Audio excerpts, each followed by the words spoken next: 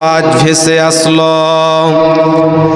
কারা যেন জাহান্নামের ভিতরে আর্তনাদ করছে, বিলাপ আর্তনাদ আর শব্দ করছে, চিল্লাচ্ছে, চেঁচামেচি করছে। আমি বললাম, জিব্রাইল তুমি বলো এই লোকগুলোকে, কাদেরকে জাহান্নামে এই রকম করে শাস্তি দেওয়া হচ্ছে? কেন কেন তারা জাহান্নামে চিল্লাচ্ছে, আর্তনাদ করছে? আপনি বলেন। নবীজিকে বলা হলো, ইয়া রাসূলুল্লাহ আপনি শুনেলেন, আল্লাহর ওই সমস্ত নাফরমান বান্দা বান্দিরা, ওই সমস্ত পাপিষ্ঠ লোকেরা যাদেরকে আল্লাহ জাহান্নামের ভিতরে রেখেছে, যাদেরকে আল্লাহ জাহান্নামে দিয়েছে, ওই সমস্ত জাহান্নামীদেরকে আল্লাহ জাহান্নামে দেওয়ার কারণে ওরা জাহান্নামে চিল্লাচ্ছে আর চেঁচামেছে। যখন তাদেরকে কঠিন শাস্তি দেওয়া হয়, যখন তাদেরকে আযাব যখন দেওয়া হয়, তারা সহ্য করতে পারে না, তারা সে আযাবটাকে নিতে পারে না, এজন্য তারা চিৎকার করছে, কাঁদছে। নবীজি বললেন, আমি যেতে লাগলাম, আরো যেতে যেতে যেতে যেতে আমি দৃশ্য দেখতে পেলাম, কিছুগুলি মানুষের পা গুলোকে আল্লাহ আকাশের দিকে বেঁধে রেখেছে, উল্টো করে বেঁধে রেখেছে, মুখমণ্ডলটা যেন নিচের দিকে ঝুলন্ত রয়েছে, তাদের মুখগুলো ফেটে গেছে, গাল দিয়ে চিরে চিরে রক্ত বের হচ্ছে, উল্টো করে বাঁধার কারণে মুখগুলো ফেটে গেছে, গালগুলো চিরে চিরে রক্ত বের হচ্ছে। এই রকম দৃশ্য দেখে আমি থাকতে না পেরে বললাম, জিব্রাইল তুমি বলো এই লোকগুলোকে, কাদেরকে উল্টো করে বেঁধে রেখেছে তুমি বলো, মুখগুলো কেন ফেটে গেছে, গালগুলো কেন চিরে গেছে তুমি বলো। জিব্রাইল আমিন বলেন, ইয়া রাসূলুল্লাহ আপনি শুনেলেন, এরা কারা? আল্লাহর ওই সমস্ত নাফরমান বান্দা বান্দিরা, ওই সমস্ত পাপিষ্ঠ লোকেরা যারা দুনিয়াতে রমজান মাস পেয়েছিল, সিয়ামের মাস পেয়েছিল, ইফতারের পূর্বেই ইফতার করে নিত, যারা রমজান মাসের সিয়াম পালন করত না, রমজান মাসের রোজা রাখত না, ওই সকল বেরোজাদারদেরকে, ওই সকল সমস্ত নাফরমান বান্দা বান্দিদেরকে উল্টো করে জাহান্নামের ভিতরে টাঙিয়ে রাখা হয়েছে। এরা মাথা ঠুকে মরে গেলেও এরা জান্নাতে যাবে না, পাবে না, পাবে না। কাদেরকে রাখা হয়েছে? উল্টো করে টেঙে রেখেছে। খাসিকে যেরকম করে টেঙে রাখা হয়, একদম চামড়াকে ছিনিয়ে নিয়ে ওই রকম করে রেখেছে মানুষদেরকে, মুখগুলো ফেটে গেছে, চিরে চিরে রক্ত বের হয়েছে। কারণ কি? এরা রোজা রাখত না, রমজান মাসে ইফতারের পূর্বেই তারা ইফতার করে নিত, রোজা রাখতে পারতো না, এই জন্য তাদেরকে উল্টো করে বেঁধে রেখেছে। আমাদের সমাজে নাই, আমাদের দিকে নাই, রমজান মাস আসে, সিয়ামের মাস আসে, রোজাই রাখে না। অনেক মানুষ এরকম আছে, অথচ সে আপনার কিনা খাওয়া দাওয়া করে, সুস্থ তার শরীর, তারপরেও রোজা রাখতে পারে না, বিভিন্ন রকম ওজুর পেশ করে। ওজুর হবে না, কারণ আপনি সুস্থ আছেন, ভালো আছেন, রোজা রাখতে হবে, নচেত আল্লাহ আপনাকে জাহান্নামে উল্টো করে টাঙবে। নবীজি বললেন, আমাকে বললেন চলুন, আর একটু আগে চলুন। যেতে যেতে আমি দেখতে পেলাম কিছুগুলি মানুষ ফুলে মোটা হয়ে আছে, অনেক তারা ফুলে মোটা হয়ে আছে, তাদের শরীর দিয়ে দুর্গন্ধ বের হচ্ছে, এত তারা কালো হয়ে আছে আর ফুলে আছে, দুর্গন্ধ তাদের শরীর থেকে আসছে। নবীজি বললেন, বলো জিব্রাইল তুমি বলো, কারা এই লোকগুলো কেন তারা এত মোটা হয়ে আছে, ফুলে গেছে, দুর্গন্ধ বের হচ্ছে, তুমি বলে দাও তারা কারা? জিবরাইল আমিন বলেন, যারা দুনিয়াতে কাফের ছিল, কাফের অবস্থায় মারা গেছিল, যারা কাফের অবস্থায় নিহত হয়ে গেছিল, মারা গেছিল, ওই সমস্ত কাফেরদেরকে আল্লাহ জাহান্নামের ভিতরে এই রকম করে ফুলিয়ে রেখেছে, আর তারা কালো হয়ে আছে। শুধু তাই নয়, নবীজি বললেন, আর একটু আগে যেতে লাগলাম, যেতে যেতে যেতে দেখতে পেলাম আবার কিছুগুলি মানুষ ফুলে মোটা হয়ে আছে, তাদের শরীর থেকে দুর্গন্ধ বের হচ্ছে, দুর্গন্ধ মনে হচ্ছে তারা শৌচাগারের মতন দুর্গন্ধ। নবীজি বললেন, জিবরাইল তুমি বলো এই লোকগুলোকে কারা, কেন তাদেরকে এই রকম শাস্তি দেওয়া হয়, তুমি বলো। জিবরাইল আমিন বলেন, ইয়া রাসূলুল্লাহ আপনি শুনেলেন, আল্লাহর ওই সমস্ত নাফরমান বান্দা বান্দিরা, ওই সমস্ত পাপিষ্ট লোকেরা যারা দুনিয়াতে জেনা করেছিল, ব্যভিচার এবং ব্যভিচার নিয়ে যারা দুনিয়াতে জেনা করেছিল, জেনার মতন পাপ করেছিল, জেনার মতন গুনাহ করেছিল, ওই সমস্ত লোকদেরকে আল্লাহ জাহান্নামে এইরকম করে ফুলিয়ে রেখেছে, আর তারা মোটা হয়ে গেছে। শুধু তাই নয়, নবীজি বললেন, আর একটু আগিয়ে যেতে লাগলাম, যেতে যেতে যেতে যেতে আমি দেখতে পেলাম কিছুগুলি মহিলা আছে, ওদের স্তনের উপরে সাপ ছোবল মারছে, বিরাট বড় বড় সাপ তাদের স্তনের ভিতরে ছোবল মারছে। যারা মায়েরা বোনেরা শুনছেন কান করে শুনেলেন, কেন কেন কেন ওদের স্তনের উপরে বিরাট বড় বড় সাপ কেন ছোবল মারছে? তুমি বলে দাও জিবরাইল কারা, কেন এই রকম শাস্তি দাও ভাই, তুমি বলে দাও। জিবরাইল আমিন বলেন, ইয়া রাসূলুল্লাহ আপনি শুনেলেন এরা কারা? দুনিয়াতে যারা তাদের সন্তানদেরকে দুধ পান করতে দিত না, দুধ খেতে দিত না, ওদের স্তনের দুধ পান করতে দিত না, ওই সমস্ত নারীদেরকে, ওই সমস্ত মহিলাদেরকে আল্লাহ জাহান্নামের ভিতরে তাদের সাপ দিয়ে দংশন করাচ্ছে, তাদেরকে কামড়াচ্ছে, এরা জাহান্নাম যাবে, এদের কোনো উপায় রবে না, রবে না। সাপ ছোবল মারছে এরকম করে, সাপ। চারটা শাস্তির কথা বললাম, এক, জাহান্নামে কাঁদছে, চিৎকার করছে। নাম্বার দুই, যে তারা উল্টো করে টেঙে রেখেছে, চার, ফুলে মোটা হয়েছে, আরো ফুলে মোটা হয়েছে একজন লোক আরো। এবং পাঁচ নম্বর, যেই মেয়েরা তাদের স্তনে বিরাট বড় বড় সাপ, মানে বাচ্চাদেরকে দুধ খেতে দিত না। এখনকার মেয়েরা দেখবেন, অনেক মেয়ে আছে, অনেক মেয়ে আছে তাদের বাচ্চাদেরকে দুধ পান করতে দেয় না, খেতে দেয় না, ছোট বাচ্চাদেরকে দুধ কিনে এনে তাদেরকে খেতে দেয়। এরকম ঘটনা নাই? আছে। অনেক দেখবেন চাকরি করতে গেছে স্কুলে আর কিংবা কোনো কলেজে, বাচ্চাদেরকে সময় দিতে পারে না, এজন্য তার বাচ্চাকে দুধ পান করতে দেয় না, কিনে এনে তাকে দুধ খেতে দেয়। এই রকম মেয়েদেরকে জাহান্নাম দেওয়া হবে। মা বোন শুনেলেন, খুব সাবধান।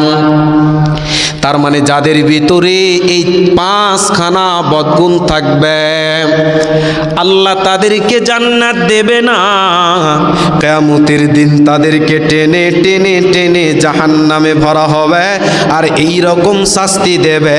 এরা মাথা ঠুকে মরে গেলেও এরা জান্নাতে যাবে না, পাবে না, পাবে না। এটা হলো শাস্তি। শুধু তাই নয়, আল্লাহ বলছেন, হে পৃথিবীর মানুষেরা, হে দুনিয়ার মানুষেরা, তোমরা শুনে লাও, আমি আল্লাহ জাহান্নামের আগুনকে প্রস্তুত করে রেখে দিয়েছি, আমি আল্লাহ তৈরি করে রেখে দিয়েছি। যখন তোমরা আমার কাছে আসবে, তখন তোমাদেরকে আমি আল্লাহ জাহান্নামে এইরকম করে শাস্তি দেব।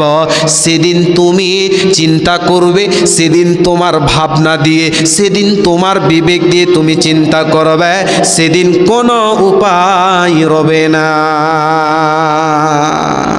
এটা হলো শাস্তি, এটা হলো শাস্তি, এটা হলো জাহান্নামের শাস্তি। আরো লম্বা একটা হাদিস আছে। হাদিস কি? রাসূলুল্লাহ সাল্লাল্লাহু আলাইহি ওয়াসাল্লাম 4 শ্রেণীর লোকের কথা বললেন। 4 শ্রেণীর লোক যে জাহান্নামে কি করে শাস্তি দেওয়া হচ্ছে, এবার শুনেলেন হাদিস। একটা আয়াত আছে কোরআনের ভিতরে, সেখানে বলা হয়েছে 4 রকম জাহান্নামে কেন যাবে, কিন্তু আজকে সেটা বলা সম্ভব না। এরপরের জুমা শুধু হাদিসের উপরে আজকে চলবে। রাসূলুল্লাহ সাল্লাল্লাহু আলাইহি ওয়াসাল্লাম 4 শ্রেণীর লোকের কথা বললেন, জাহান্নামে তাদেরকে শাস্তি দেওয়া হচ্ছে কি করে। দেখলেন, একজন লোক বসে আছে, আর একটা লোক দাঁড়িয়ে আছে, আর একটা লোহার সাঁড়াশি নিয়ে আছে। এইরকম করে নিয়ে আছে লোহার সাঁড়াশি, আর এইরকম করে ডান দিকের গালটাকে চিরে ছিনিয়ে দিচ্ছে, আর পিছন দিক পর্যন্ত নিয়ে যাচ্ছে। এই যে এখান পর্যন্ত ডান দিকের গালটা। শুধু তাই নয়, ডান দিকের গালটা যখন চিরা হয়ে গেল, একদম ছিনিয়ে দেওয়া হলো, এবার বাম দিকের গালটা নিয়ে গেছে এরকম করে, এইরকম করে ছিনিয়ে পিছন দিক পর্যন্ত নিয়ে গেছে। এরকম করে নিয়ে গেছে। রাসূল সাল্লাল্লাহু আলাইহি ওয়াসাল্লাম বললেন, আমি এরকম দৃশ্য দেখলাম, দেখছি এদেরকে কেন এরকম শাস্তি দেওয়া হয়। ডান দিকটা যখন চিড়ে দিচ্ছে, বাম দিকের গালটা যখন চিরতে যাচ্ছে, পূর্বের নেই ডান দিকের গালটা আবার ঠিক হয়ে যাচ্ছে। এখন যেরকম হয়ে আছে এরকম করে মনে করলেন চিড়ে দিলাম, আবার বাম দিক যখন করতে যাচ্ছি ডান দিকটা ঠিক হয়ে যাচ্ছে। তার মানে আল্লাহ শাস্তিটা কিভাবে দিচ্ছে দেখলেন জাহান্নামের ভিতরে। ডান দিকটা যখন চিরা হয়ে গেল, বাম দিকটা যখন চিরতে যাচ্ছে, আবার তাদেরকে এইরকম করে শাস্তি দেওয়া হয়, ঠিক হয়ে যায়। এটা কতদিন পর্যন্ত শাস্তি দেওয়া হবে? কিয়ামত পর্যন্ত। নবীজি জাহান্নামের দৃশ্য দেখলেন, নবীজি বললেন, আর একটু আগিয়ে যেতে লাগলাম, যেতে যেতে যেতে আমি দেখতে পেলাম একজন লোক ঘাড়ের উপর চিত হয়ে শুয়ে আছে। ওই লোকটা শুয়ে আছে, একজন লোক বিরাট বড় পাথর নিয়ে আছে, ভারী পাথর নিয়ে আছে। পাথর নেওয়ার পর এত জোরে তাকে মাথাতে আঘাত করছে, ওই ভারী পাথরটা ওর মাথাতে মেরে দেওয়া হচ্ছে। ওই ভারী পাথরটা এমন করে মাথার উপরে মেরে দেওয়া হচ্ছে, মাথাটা চুর মাচার হয়ে যাচ্ছে, চূর্ণ বিচূর্ণ হয়ে যাচ্ছে মাথাটা। কেন কেন? নবীজি বললেন, কেন শাস্তি দেওয়া হয় তুমি বলো? বলে আপনি আর একটু আগিয়ে চলুন। নবীজি বললেন, আমি যেতে লাগলাম, যেতে যেতে আমি দেখতে পেলাম একটা নহর আছে, একটা গর্ত আছে। নবীজি বললেন, একটা গর্ত আছে তন্দুরের মতো, ওর মুখটার সংকীর্ণ আছে, পেটটা অনেক চওড়া গর্ত আছে, আর মুখটা সংকীর্ণ আছে। ও কলসি দেখেছেন, মুখটা সংকীর্ণ আর পেটটা চওড়া আছে। একটা গর্ত আছে ওই রকম সেম গর্ত। নবীজি বললেন, যেতে যেতে গর্তের ভিতরে আমি দেখতে পেলাম কিছুগুলি নারী এবং কিছুগুলি পুরুষদেরকে দেখতে পেলাম। তারা উলঙ্গ হয়ে আছে, তারা নাঙ্গা হয়ে আছে, ওই মেয়েরা এবং পুরুষেরা।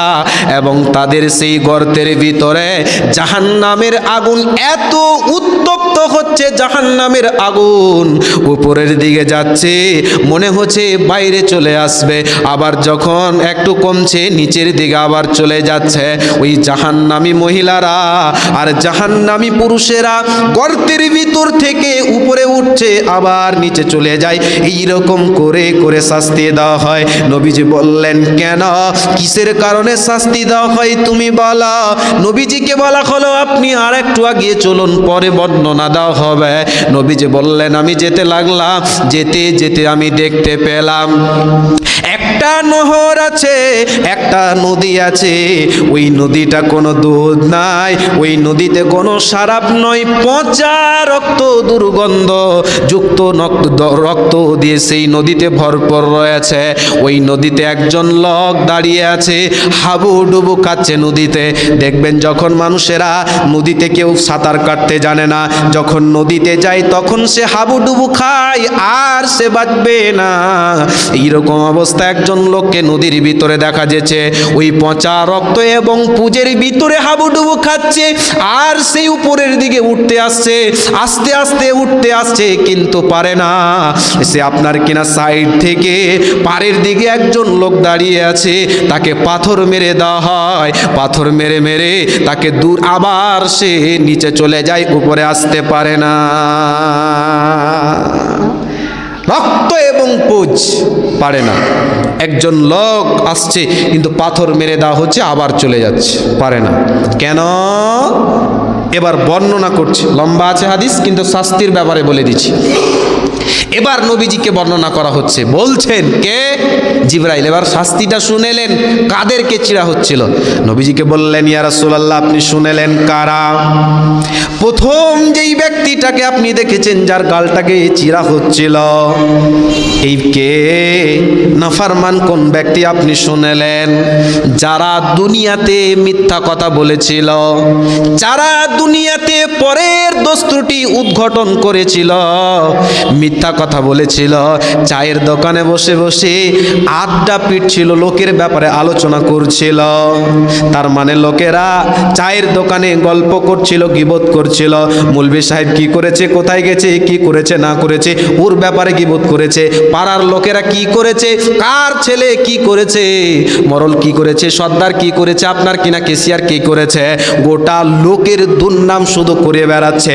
তার মানে ওর অভ্যাস হলো যে মানুষের কি করে গীবত করা হবে, মানুষের কি করে দুর্নাম করা হবে, যেটা সত্য ওটাকেও মিথ্যা করে দিল, আর মিথ্যাটাকেও সত্য বানিয়ে দিল।